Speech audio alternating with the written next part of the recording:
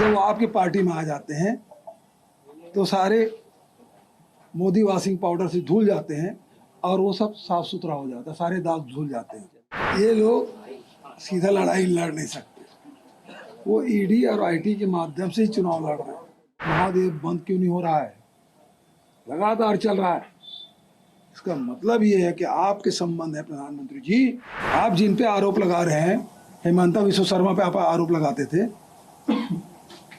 अजीत पवार पे आप आरोप लगाते थे और उसे जांच भी करवाते हैं, और जांच कराने के बाद जब वो आपकी पार्टी में आ जाते हैं तो सारे मोदी वॉशिंग पाउडर से धुल जाते हैं और वो सब साफ सुथरा हो जाता है, सारे दाग धुल जाते हैं।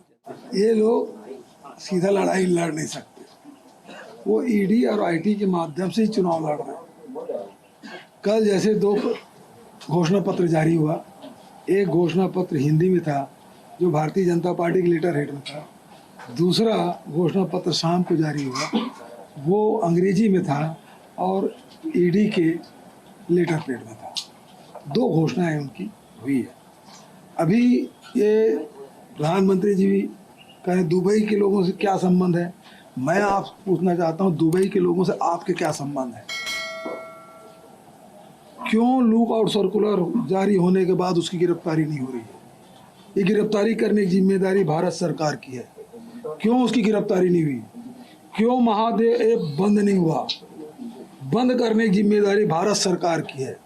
मैं प्रधानमंत्री से पूछता हूं कि आपके क्या डील हुए हैं, आपके लोगों के साथ क्या डील हुआ है, और डील नहीं हुआ तो फिर बंद क्यों नहीं करते? और बंद नहीं कर रहे इसका मतलब आपने डील कर लिया है।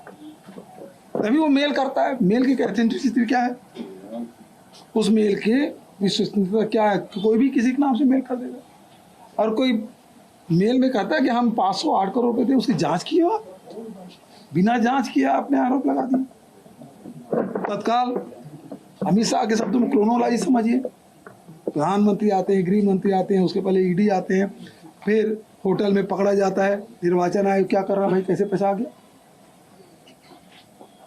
ईडी आईटी यहाँ घूम रहे हैं, पैसा कैसे होटल तक पहुंच गया?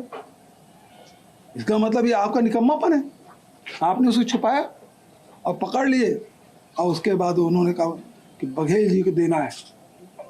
तो बघेल जी यहाँ बहुत सारे हैं, कौन से बघेल जी?